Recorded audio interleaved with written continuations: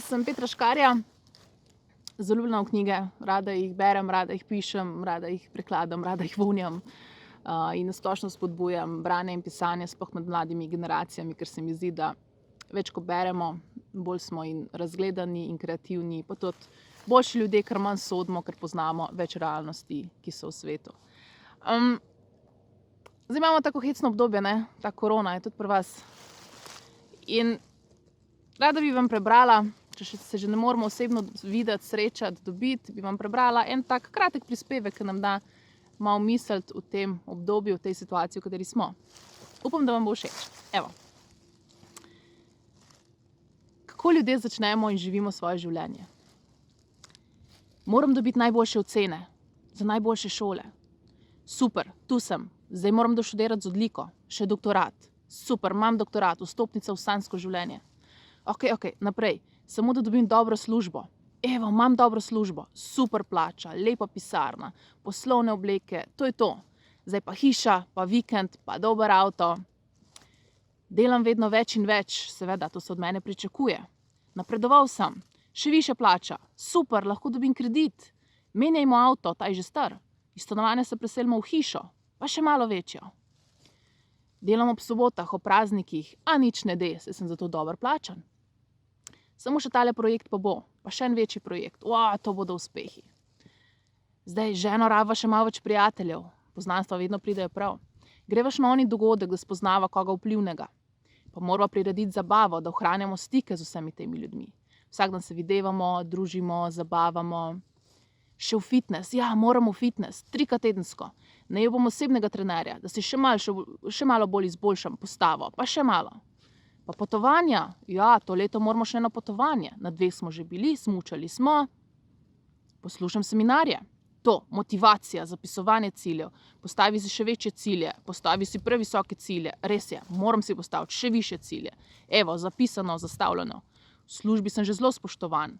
Višje kot to skoraj ne gre. Ampak še malo višje bi lahko, pa še malo več. Denarja imamo vedno več. Lahko dobim še en kredit, kupim stanovanje. To, prejel še priznanje občine, hvale vredne nazive, imamo vedno več strank, vedno več prodajo, vladam posel, prihajam domov zvečer, jutri nov dan, nove zmage nasproti, dajmo še malo več, še malo boljše, samo še tale projekt in še eno napredovanje. In pride virus. En navaden virus. In svet se ustavi, meje se zapro. Podjetje zapre svoja vrata. Ostaneš brezposeln. Dela ni. Inflacija ti načne prihranke. Druženja z vsemi temi prijatelji so prepovedana. Dogodkov ni. Avta še kupiti ne moreš, niti stanovanja. Ostaneš doma.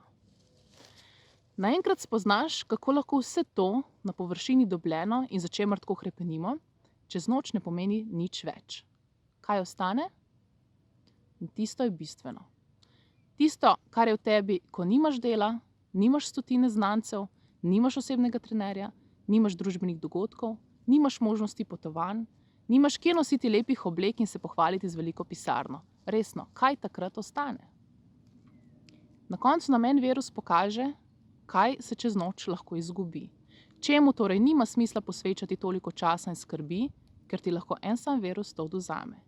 A kaj je tisto, kar vedno ostane? V knjigi Camino, od suženjstva do svobode je lepo zapisano. Pravo vrednost človek nosi v sebi. Tisto, ki je požar ne zogleni, veter ne odpihne, potres ne načne in družba ne odvzame. Tisto, ki je vedno z njim, kamorkoli gre.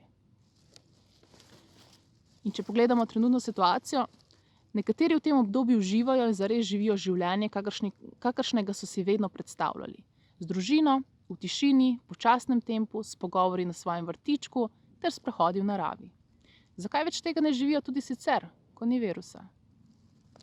Drugi so v tem obdobju obupani, razgaljeni, sesuti, sprašujejo se v smislu življenja, prelagajo se iz enega kota v drugega in samo upajo, da se čim prej vrnejo na tisti tir stalnega hitenja in doseganja rezultatov. Kje so pa oni na poti toliko zgrešili, da ne znajo biti sami sabo?